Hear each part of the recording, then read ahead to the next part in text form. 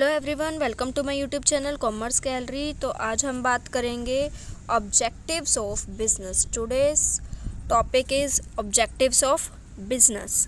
Last video में बात की थी हमने बिजनेस क्या होता है, उसके फीचर्स क्या होते हैं। आज हम बात करेंगे उसके ऑब्जेक्टिव्स की। तो स्टार्ट करते हैं। ऑब्जेक्टिव्स ऑफ बिजनेस जो हैं वो दो पार्ट्स में डिवाइड किए गए हैं। First is economic objectives, second one is social objectives. Economic objectives क्या होते हैं? ये वो ऑब्जेक्टिव होते हैं बिजनेस के जिसके बिना एक बिजनेसमैन बिजनेस रन करने की सोच ही नहीं सकता। इकोनॉमिक ऑब्जेक्टिव जो है एक बहुत ही इम्पॉर्टेंट ऑब्जेक्टिव्स होते हैं हर एक बिजनेस के लिए। इकोनॉमिक ऑब्जेक्टिव का मतलब है मनी को अर्न करना, और हर एक बिजनेस जो भी इस्टेब्लिश होता है वो किस लिए होता है? मनी को अर्न करने के लिए, प्रॉफिट को अर्न करने के लिए। तो बिजनेस के इकोनॉमिक पॉइंट ऑफ व्यू से कौन कौन से ऑब्जेक्टिव्स होते हैं? Profit making, creation of customers, innovation. तो अगर हम बात करें प्रॉफिट मेकिंग की, तो मेन ऑब्जेक्टिव क्या होता है हर एक बिजनेस का? प्रॉफिट को अर्न करना। बिजनेस इस्टेब्लिश ही किस लिए होते हैं? प्रॉफिट को अर्न करने के लिए। तो कोई भी बिज़नेस नॉर्मली अगर हम बात करें तो कोई भी बिज़नेस प्रॉफिट को अर्न ना करने की सोचने के लिए बिजनेसमैन कभी भी प्रॉफिट को ना अर्न करने के लिए बिज़नेस को इस्टेब्लिश करने की नहीं सोच सकता। बेसिकली जो प्रॉफिट का ऑब्जेक्टिव है वो दो कंसेप्ट पे होता है। Maximum profit, second one is sufficient profit. Maximum profit क्या होता है? इसके अंदर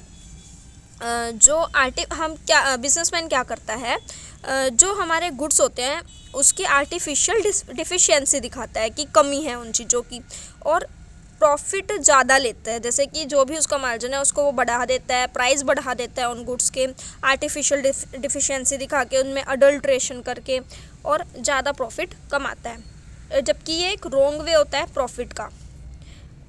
second one is sufficient profit. Sufficient profit एक सही अच्छा तरीका है प्रॉफिट को अर्न करने का, क्योंकि इसमें हम उतना ही प्रॉफिट अर्न करते हैं जितना मतलब हमारा एक पर्टिकुलर हिस्सा बनता है।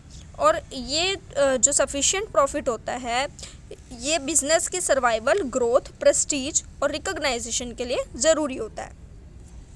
Next one is creation of customers. Another objective क्या है हमारे बिजनेस का? कस्टमर्स को क्रिएट करना। कस्टमर को क्रिएट करने का क्या मतलब है कि ज़्यादा से ज़्यादा कस्टमर्स को अपने प्रोडक्ट या सर्विस की तरफ अट्रैक्ट करना। अब जो हमारा ये ऑब्जेक्टिव है ना, क्रिएशन ऑफ कस्टमर, ये हमारे प्रॉफिट मेकिंग के ऑब्जेक्टिव से बिल्कुल लिंक है। क्यों? क्योंकि जैसे ही ज़्यादा से ज़्यादा कस्टमर हमारे प्रोडक्ट की तरफ अट्रैक्ट होंगे, हमारे प्रोडक्ट को ख़रीदेंगे, वैसे ही हमारी सेल ज़्यादा होगी, और सेल ज़्यादा होगी तो प्रॉफिट भी ज़्यादा होगा। तो उस तरीके से जो क्रिएशन ऑफ कस्टमर है ये लिंक है हमारे प्रॉफिट मोटिव के ऑब्जेक्टिव से। Next one is innovation. Innovation क्या है? कुछ नया करना। तो अब आज हमें पता है आज का वर्ल्ड एक डेवलपिंग वर्ल्ड है। यहाँ पे टेक्निक्स, टेक्नोलॉजी दिन पे दिन, और मतलब हम अब तो टाइमली अगर हम बात करें तो जल्दी से जल्दी चेंज हो रही है। तो एक बिजनेसमैन को अपने बिजनेस के सर्वाइवल के लिए भी उसी तरीके से डेवलप होना होगा, इनोवेट करना होगा, ताकि कस्टमर्स उसके लॉन्ग रन भी बने रहे और बिजनेस ग्रो करता रहे। नेक्स्ट आता है सोशल ऑब्जेक्टिव्स। सोशल ऑब्जेक्टिव्स क्या होते हैं? बिजनेस अब हमें पता है सोसाइटी के अंदर ही इस्टेब्लिश होते हैं, सोसाइटी के रिसोर्सेज को ही यूज़ करती है, ठीक है ना। जैसे कि जो एम्प्लॉयज़ आते हैं या फिर और भी जो मटेरियल यूज़ होता है वो सब कहाँ से आता है? सोसाइटी से आता है। इलेक्ट्रिसिटी, वाटर, ये सब कुछ, लैंड, सब सोसाइटी का ही तो है।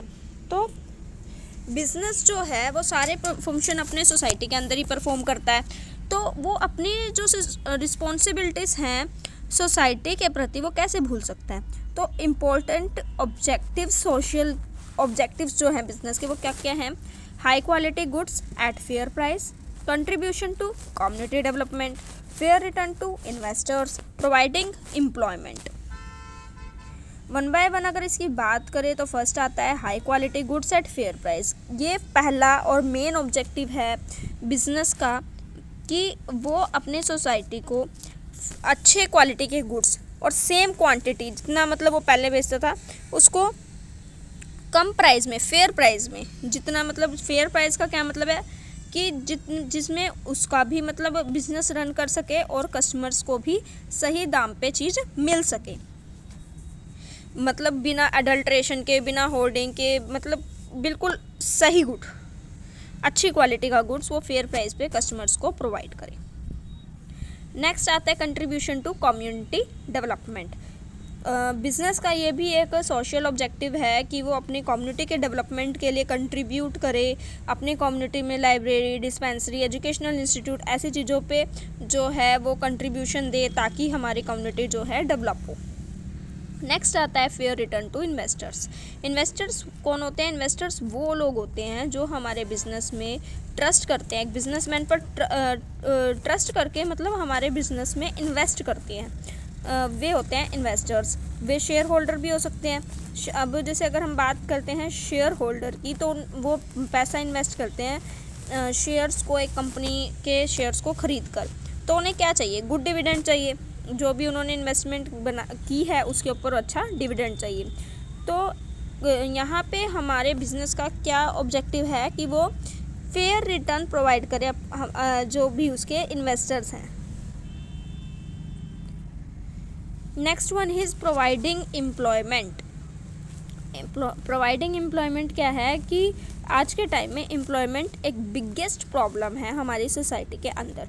तो ऑब्जेक्टिव क्या है बिज़नेस का कि वो इस प्रॉब्लम को एलिमिनेट करे, बिज़नेस को जो है एम्प्लॉयमेंट ज़्यादा से ज़्यादा अपनी कंट्री के लोगों को प्रोवाइड करनी चाहिए।